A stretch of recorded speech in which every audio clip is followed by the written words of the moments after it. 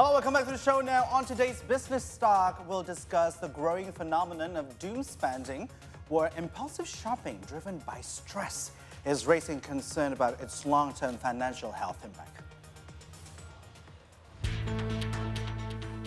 Doom spending is a phenomenon where people shop impulsively to soothe themselves, driven by pessimism about the economy and their future. This phenomenon occurs when people spend excessively on luxury experiences, travel, unnecessary items, and more. Doom spending is expected to leave Gen Z and millennials poorer than previous generations. An international financial survey by SurveyMonkey found that only 36.5% of adults feel financially better off than their parents, while 42.8% feel worse. A separate survey by Intuit Credit Karma revealed that 96% of Americans are worried about the economy, with more than a quarter are spending money to cope with stress.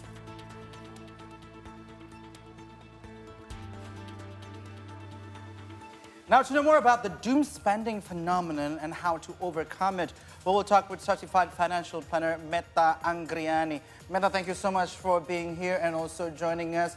Thank you. Doom spending. This might seem like a phenomenon that hasn't been thinkable of. Because usually people, when they feel like, okay, it might be a rainy day in a day or two, then we need to save, but in the contrary, people are spending. Now, how do you define doom spending, and what specific behaviors or patterns indicate that someone is engaging in this type of spending? Right, yeah, I think as mentioned earlier, but the doom spending is when you impulsively buying things that you don't need or you cannot afford. That's a way to cope with your stress, right?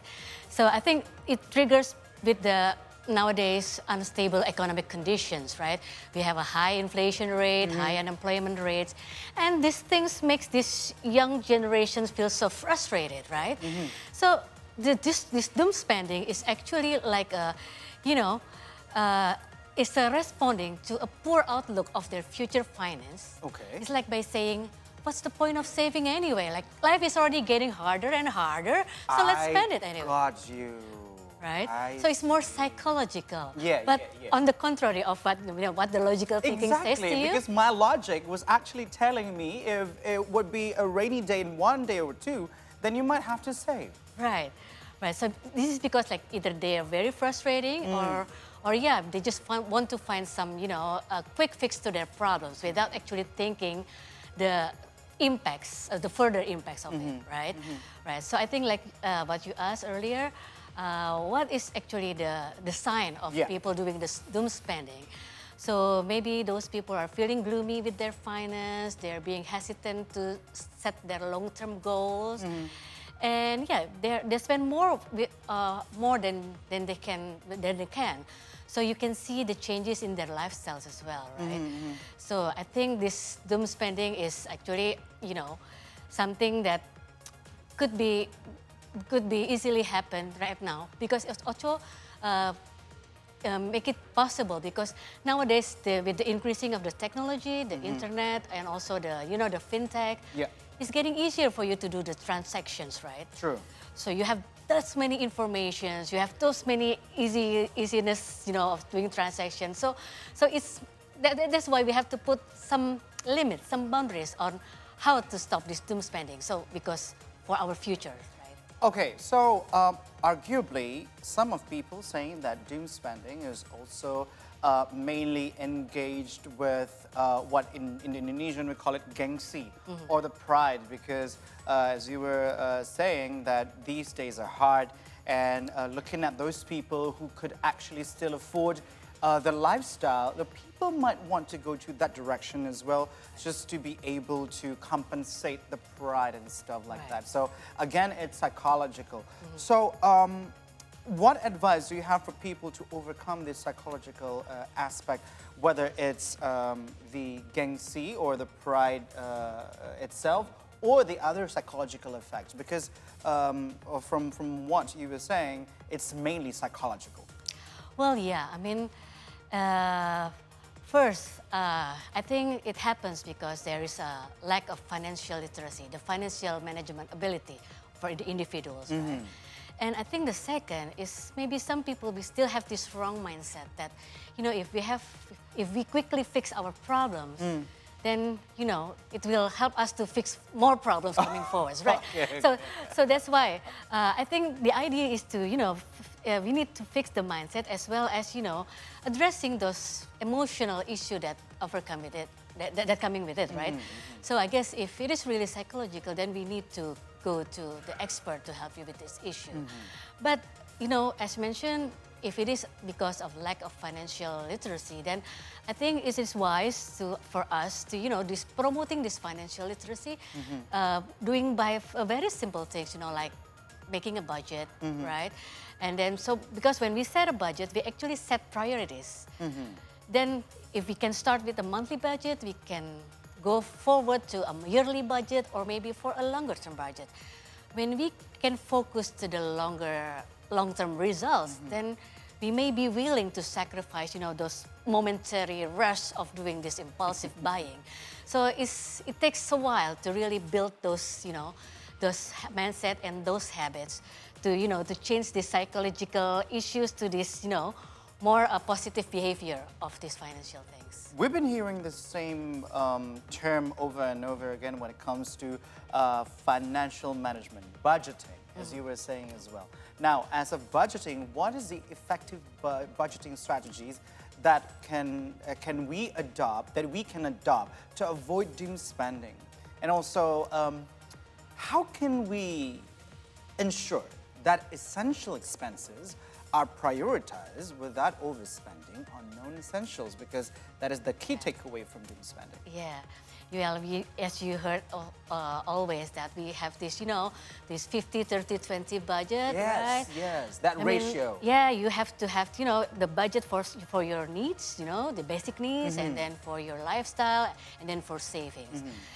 But of course, this number is just a reference because you have to adjust it to your, financial situation. Oh, so it's not a holy grail. No, because if you think about the nominal value, it will be different, right? Yeah, if you have true. a salary of 5 million and 10 million, True. or if it is the same 10 millions, but I'm a single person and you are a family with 3 children, that will be different, right? So the thing is, we have to really adjust it to our personal situations, right? And then that's why if you want to see how much is actually suitable for me, we have to start, having this financial records. We have to start, writing down our expenses, our needs, so we can really ensure our consumption, right? And the ideal thing is that that's why you have to observe as well, the savings, right? And the saving itself, you can do minimum 10%. If you can do more, of course, it's better, right? And of course, then the rest you can do for spending. Yeah. And the thing is, you have to put that amounts quite reasonable. Yeah. You cannot do some aggressive, either both aggressive savings or aggressive spending. Okay. Because nowadays, I think the young people, they're quite aggressive. They put 50% of their salary into savings, but 2 weeks after that, they're already broke, and they put out some savings as well. Yes, so yes, in the end, it's not really a good financial management, right? So I think it's a way of people doing it, learning by doing. It's a step by step. It's not an instant process. Okay, so in each style of saving, let's say some people might go for 50% of the income for savings. Some people might go for 10%. Some people might go for 30%. What is the essential saving purpose that we need to fulfill first before we go into the next budgeting? Right. I think the ideal of the saving ratio itself is about 10%. I mean, like, if you can do more, it's better. But if you cannot do it yet, start with any amount you can. So that goes to what accounts? I mean, like, account? the first savings that you will need is actually the emergency fund. Emergency fund. Right. Because, again, we never know that life will come up with. I mean, like, there are still some, unexpected things happen, right? Yeah, considering a lot of geopolitical tensions and the world economics at the moment. True. So I think the emergency fund itself, you have to start first, and then of course you have other goals. You have, housing goals, for your kids' educational expense. Wedding goals. Yeah, right.